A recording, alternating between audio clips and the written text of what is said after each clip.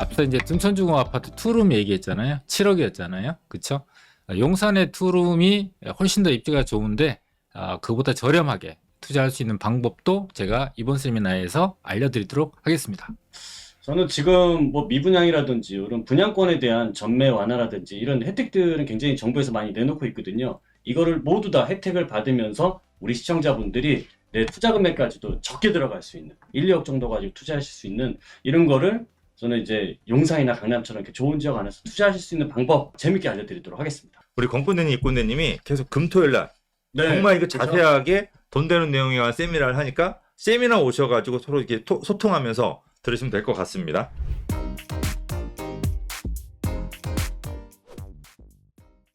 (2월) 초의 부동산 분위기, 네. 3월 초의 부동산 분위기가 완전히 달라요. 아, 이 3월 달에 초급매들이 일부 지역에 사라지면서 매수자하고 매도자가 힘겨루기를 하는데 과연 누가 이길까?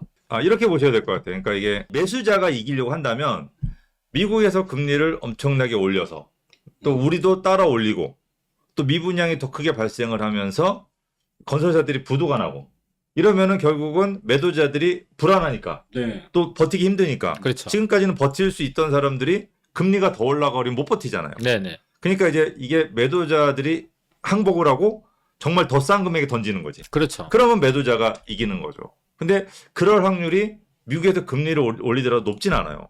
이게 만약에 미분양이 지금 많이 문제가 되지만 이 미분양 문제가 더 크게 문제가 된다면 결국은 사람들이 그럼에도 불구하고 집을 살 수 있게끔 혜택이 점점 늘어나는 거예요. 네. 그러니까 이게 나쁜 기사를 보면은 약간 좋은 생각을 할 수 있는 게 야, 이게 나중에 이 임대 사업이라든지 네. 기타 여러 가지로 내가 양도세 감면을 받을 확률이 되게 높겠구나.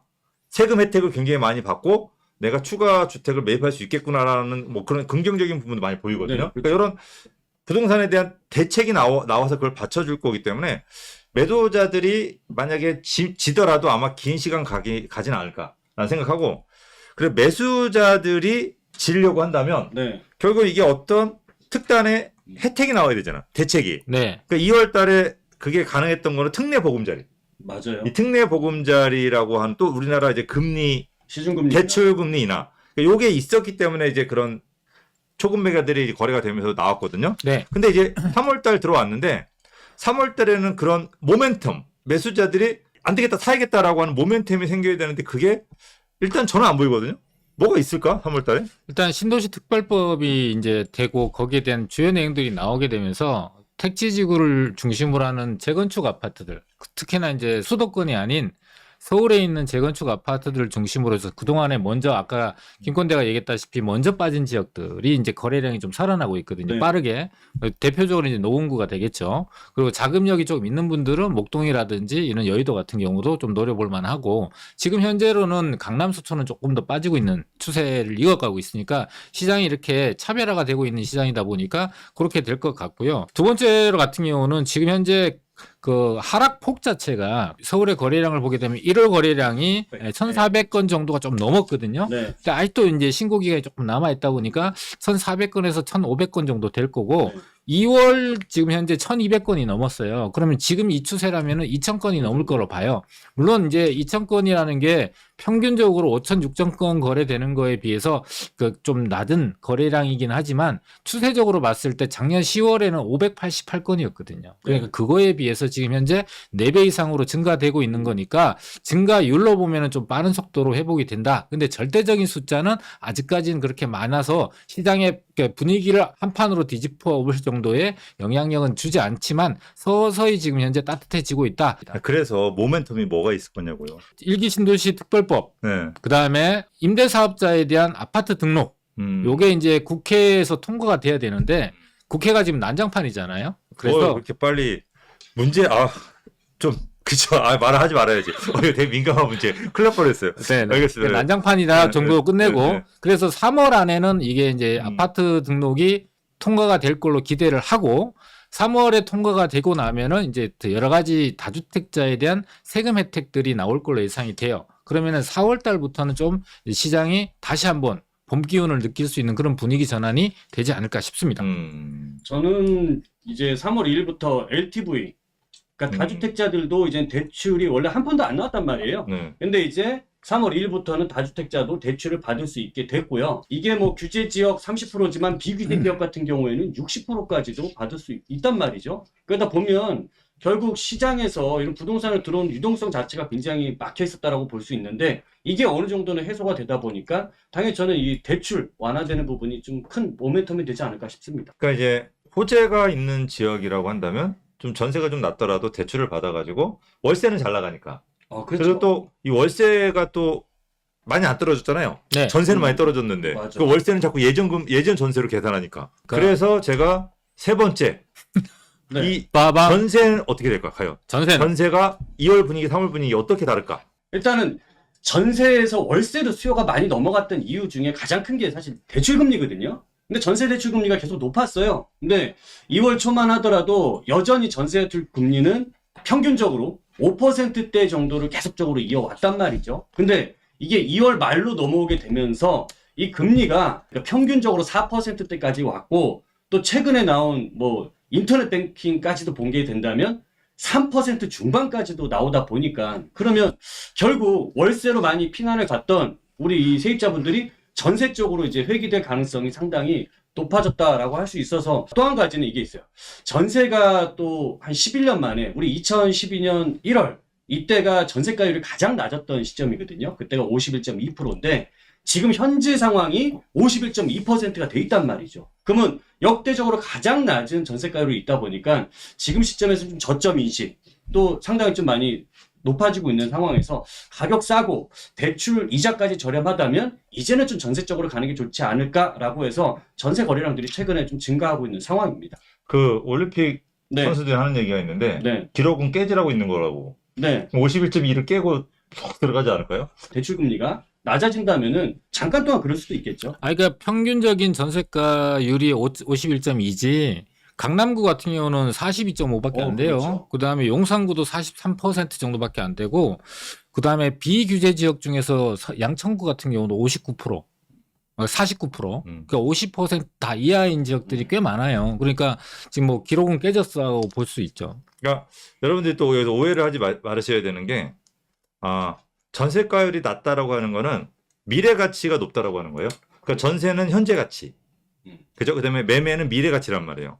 근데 전세가율이 낮다는 건 현재는 사기 불편한데 미래 매매가가 높다라고 하는 건 미래는 되게 사기 좋아진다. 네. 이거기 때문에 이게 전세가가 낮다고 해서 투자 가치가 낮은 지역은 아니다. 그렇죠. 오히려 높죠. 이런 오해를 하시면 절대 안 됩니다. 그러니까 여러분들이 사고 싶은 지역은 다 전세가율이 낮습니다. 맞습니다. 그리고 사람들이 투자를 하지 않는 이유가 전세가가 떨어지니까. 그렇죠. 전세가가 하락하니까 갭이 커져요. 돈이 많이 그래서 들어가죠. 걱정이 돼서 사람들이 이제 투자를 하지 않는데 청약 같은 경우는 지금 전세가 상관없잖아요. 그렇죠. 청약은 2년 또는 3년 후에 제가 전세를 놓는 거기 시장이 때문에 좋아진 다음에. 네, 그래서 청약에 많은 그 다주택자들이 그렇죠. 네. 실수요자가 아닌 실수요자는 어차피 전세 안 놓으니까 상관없잖아요. 네. 그 다주택자들이 청약 시장에 많이 이제 관심을 갖고 또 청약 시장으로 들어갈 수 있는 네. 법을 바뀌고 있잖아요. 네. 네. 그렇죠. 그죠? 그래서 이제 청약 시장은 어떨까요? 요게 지역별로 또는 투자성이 수익성이 높은 지역에 있는 물량과 그렇지 않은 물량으로 확실하게 구분이 좀 될 것 같아요. 그래서 관심도는 상당히 높아지고 있는데 문제는 지금 현재 관심도가 높아지고 있는 이유 중에 하나가 공사비가 지금 현재 모든 재개발 재건축 단지들 중심으로 이 분쟁들이 굉장히 심하고 있거든요. 그러면 지금 현재 공사비보다 향후에 1년 뒤, 2년 뒤에 착공하는 재개발 재건축 그때 분양하는 아파트들이 공사비가 올라가니까 당연히 분양가도 높아지지 않을까. 그래서 지금의 분양가가 가장 싸다라는 인식들 때문에 청약 시장으로 많이 몰려가고 있고요. 두 번째로는 이제 분양가 상한제가 규제 지역이 풀리게 되면서 분양가 상한제 적용을 받지 않게 됐잖아요. 그러니까 이제는 조합들이 재개발하는 게 시장만 좋다면 분양가 자체를 얼마든지 높일 수 있는 상황이 되다 보니까 그렇게 분양가 상한제 적용된 아파트들의 물량들이 지금 현재 이제 미분양이라든지 청약이 분양 물량들이 조금씩 나오고 있잖아요. 그거를 이제 막차 타야 된다. 더 높아지기 전에 빨리 타야 된다. 이런 분위기가 있는 거죠. 지금 분양하는 금액들로 똑같이 분양을 못 하잖아요. 절대 할 수가 네, 없죠. 서울은 이제 분양가 상한제가 벗어난 지 얼마 안 됐기 때문에 실제로 허브에서 분양가를 그렇게 많이 올려주지는 않거든요. 네네. 그러니까 이제 원가에 거의 준해서 네. 그러니까 거의 마진이 없다시피 하는데 그 원가 자체가 우리가 대출 금리는 여러분들이 지금 뭐 4% 5%대 얘기하는데 이 건설사들이 쓰는 PF 같은 경우는 최소 10%, 네. 아파트 같은 경우는 뭐 15%, 중도금 대출 같은 경우는 좀 싸요. 네. 7% 8%대인데 나머지 것들은 다 10% 이상이에요. 네. 근데 이게 예전에는 우리가 6% 5%대를 많이 썼거든요. 네. 그러니까 지금 2배 이상이다 보니까 이게 여러분들 다 분양가에 다 녹는 거예요. 그러니까 이 공사비뿐만이 아니라 공사비는 여러분들 아시겠지만은 저희 인부들이 작년까지 공사비 밥을 보통 한 8,000원, 9,000원 먹었어요. 네. 근데 지금은 보통 11,000원, 12,000원이에요. 좀 고기 들어가면 13,000원이에요. 지금. 그러니까 이게 여러분들 그냥 밥값만 예를 들어도. 네네. 그러니까 뭐 다른 걸 다 떠나서 그러니까 이런 여러 물론 자재값은 좀 덜 쓰면 좀 떨어질 수 있어요. 그러나 인건비가 또 너무 인건비가 차지하는 비중이 한 40% 되나 50% 되나 꽤 많죠. 높은데 네. 인건비가 워낙 많이 올랐기 때문에 그래서 이제 또 중국에서 또 만약에 경기가 살아나면 또 중국 쪽으로 또 물건이 많이 가면서 또 물건값이 오를 거고 이런 부분들을 여러분 생각하실 때 이 공사비 플러스 그다음에 이 금융비용 플러스를 한 분양가 자체가 올리지 않으면은 할 수가 없는 이 분위기로 가고 있습니다. 그러니까 여러분들 네. 공급이 한 1년에서 2년 후에는 멈추는 지역이라고 한다면 여러분들이 진짜 그 원가 이하의 물건들 네. 특히 위치가 좋은 것들 또는 개발 호재가 있는 것 입장 바꿔놓고 여러분들 같으면 어디를 가서 제일 먼저 사시겠어요? 좀 싸고 호재가 없는 지역 아니면 조금 덜 저렴하지만 호재가 있는 지역 호재가 있는 지역으로. 뭐 두말하면 잔소리죠. 그렇죠. 당연히 호재가 있는 지역 또 호재가 하나인 지역 또는 호재가 5개인 지역 뭐 어디를 가시겠어요? 너무 초등학교 그러니까 근데 이게 되게 초등학생 같은 질문이. 질문인데 지금 분위기가 오늘 안 좋다 보니까 그거를 전혀 맞아요. 염두에 안 둔단 말이에요. 맞아요. 그러니까 제가 자꾸 초등학생 같은 말을 한단 말이에요. 그래서 그런 주변 지역 같은 경우 청약을 하거나 또는 청약을 할 수 있는 물건이라고 한다면 망설이지 않는 게 저는 가장 좋은 타임이라고 생각을 합니다. 그리고 이제 청약 경쟁률이 최근 들어서는 경쟁률이 좀 낮아졌잖아요. 네. 낮아졌는데 이 경쟁률이라는 게 서울 안에서 요지에서 할 때는 다들 100% 가점제였습니다. 가점제로만 그러니까 청약 점수가 높으신 분들 이런 분들이 거의 주류가 됐단 말이죠. 무주택이면서. 근데 이게 4월부터 앞으로 나오게 되는 물량들은 이제는 암만 규제 지역 투기과열 지구 이 안에서도 이제는 추첨제 물량들이 나오게 돼요. 그것도 인기 많은 5구제곱미터 같은 경우는 추첨제 물량이 60%가 나오게 되고 84 같은 경우에는 30%나 물량이 나온단 말이죠. 그러다 보면은 결국 추첨제들은 누가 들어가냐면 또 다주택자들이 그 시장 안으로 들어갈 수 있는 문이 굉장히 크게 넓어졌어요. 그럼 지금까지는 무주택자분들끼리만 싸울 수 있겠지만 앞으로 다주택자랑 같이 싸워야 되다 보니까 입지 좋거나 이런 호재 가치라든지 미래 가치가 높은 지역 안에서는 당연히 청약 경쟁률이 저는 지금보다 더 높아질 수 있다. 경쟁이 더 치열해질 수 있다. 이렇게 보고 있습니다. 그러니까 강남에서도 추첨제가 일어난다는 거죠. 그럼요. 그래서 여러분들이 제가 전에 한번 12월 달에 이런 말씀 드린 적이 있어요. 막 이 세상에 제일 쓸데없는 걱정이 둔천주공 걱정이다. 그렇죠. 그래서 제가 5구제곱미터, 84제곱미터 걱정하지 말라고 얘기했고 두 번째로 강남 걱정이라고 했어요. 네. 그러니까 이제 강남이 떨어져도 무조건 분양가 이상이에요. 시세가. 그리고 또 가장 먼저 회복할 지역이고 근데 강남의 청약시장에 네. 추첨제가 가능하단 말이에요. 이거는 여러분들 로또 사는 것보다 확률이 높잖아요. 훨씬 높죠. 로또 사지 말고 이거는 여러분들이 좀 관심을 가지셔야 돼요. 어디 아파트 어디 분양하는 거 많죠? 올해. 분양하는 게 네. 올해 한 제가 4군데 정도 이렇게 좀 말씀을 해드리면 일단은 청담동에서 이제 그러니까 좋은 지역입니다. 청담동의 청담 르엘이라는 아파트. 그림 잠깐 보여드릴까요? 말로 할까요? 네, 말로 하세요. 그렇게. 네, 시간이 청담 르엘이라는 이 아파트가 한강변에 있는 아파트가 나오게 되는데 5구제곱미터 같은 경우에는 거기 한 14억에서 15억 정도. 그 다음에 84 같은 경우에는 한 20억 정도 몇 나오는데 세대예요? 이 물량이 여기는 이렇게 많지는 않습니다. 총 세대수. 총 세대 수는 한 1000세대 정도 되는데 190세대 정도밖에 이제 총 세대수가 1000세대. 네, 1000세대 정도 됩니다. 정확하시죠? 제가 이 교수님 잘 아는데 이군내님 자신 없는 눈빛이거든요. 이게 세대 수가 그걸 꼭 집어서 일단 그렇게. 분양 세대는 좀 이제 적은 물량이 나오게 되는데요. 네. 일단 여기에서 중요한 거는 진짜 중요한 건 5구제곱하고 84에서 여기 나온 물량이 이제 추첨제 물량이 나온다는 점. 여기 좀 가장 좀 중요하다고 이게 지금 보니까 네. 84제곱미터가 20억이면은 네. 만약에 1000세대로 가정한다면 야, 이거는 로또입니다. 로또까지는 아닌데 주택 복권보단 커요. 한 50명 같은 또 1등 50명일 때도 있잖아요. 그죠? 네. 그냥 그 정도 수준이기 때문에 5구도 그렇고 84도 그렇고 요거는 그렇죠. 무조건 넣어야 돼요. 이게 네. 뭐 가격이 빠져도 네. 거래가 되더라고요. 그다음에 이제 반포 쪽에 이제 두 군데인데요. 반포 같은 경우에는 이제 레미안 원펜타스 하고요. 그다음에 메이플자이가 이제 분양을 하게 됩니다. 근데 이 두 단지들 같은 경우에는 일단은 가격적으로는 서로 비슷해요. 5구제곱미터가 이것도 한 15억 정도에서 한 16억 정도 될 것 같고요. 그다음에 이제 84 같은 경우에 20억 정도가 될 것 같은데 제가 요거를 보고 나서 이 메이플자이 같은 경우를 봤더니 최근에 신규 재개발들이나 재건축들 보면 이 스카이 브릿지라는 거를 이제 만들게 되는데 이 메이플자이가 그게 들어가더라고요. 거기 위에 뭐 글램핑장도 만들게 되고 그러니까 제가 보기에는 반포에서 이제 새로운 대장 단지가 또 나오게 되지 않을까. 저희 동네인데 네. 우리 애들이 놀러 갈 것 같네, 친구. 그렇죠. 네, 글램핑하러도 가고 거기 사는 친구 사귀라고 해야겠네.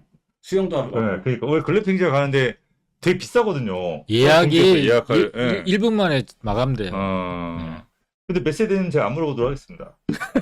뭐 메이플자이는 한 3,000세대 정도 되는 거고요. 네, 그 정도 알겠습니다. 돼서 나오고. 네. 이것도 네. 이 두 개도 여러분들 아시겠지만 반포예요. 그러니까 반포죠. 반포의 30평대 아파트가 하락해서 네. 27억, 8억 정도를 해요. 근데 얘 분양가가 20억인 거예요. 그렇죠. 그러면은 7, 8억인 거고 나중에 반포 강남의 아파트 값이 회복을 하게 되면 그 플러스 알파기 때문에 일단 무조건 넣으셨다가 되고 나서 고민해라. 뭐 이런 그런 게 해당된다고 보시면 될 것 같아요. 네. 그 다음에 이제 지금까지 본 거는 거의 그러니까 84제곱미터도 거의 20억 정도 하는데 그래도 이 가격이 좀 부담스럽다라고 한다면은 그 다음에 노려볼 만한 게 이제 방배 5구역 DH 방배가 이제 분양을 하게 됩니다.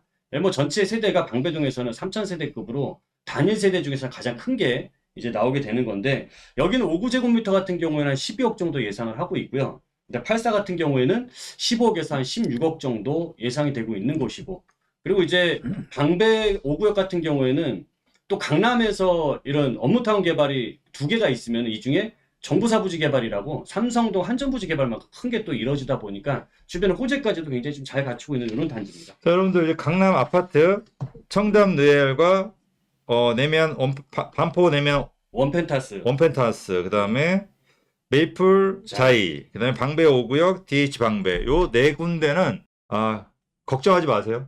뭐 금리가 10%로 올라가더라도 하락할 수 없는 금액인 거고 요 금액으로 여러분들 생애는 두 번 다시 나올 수 없는 우리 생애는 두 번 다시 만날 수 없는 금액 이게 마지막이라고 생각을 하시면 될 것 같아요. 이게 제가 뭐 이쪽 지금 아파트들하고 전혀 상관없습니다.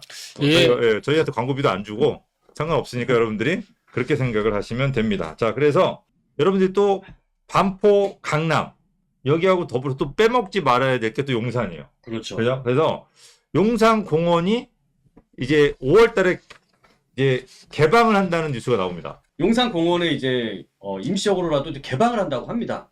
그래서 여기 보니까 집무실 바로 이제 앞마당 쪽을 최근에 보니까 공사를 하고 있어요. 뭐 공사를 열심히 하고 있더라고요. 용산 공원 공사하고 있네요. 개방하려고. 포크레인.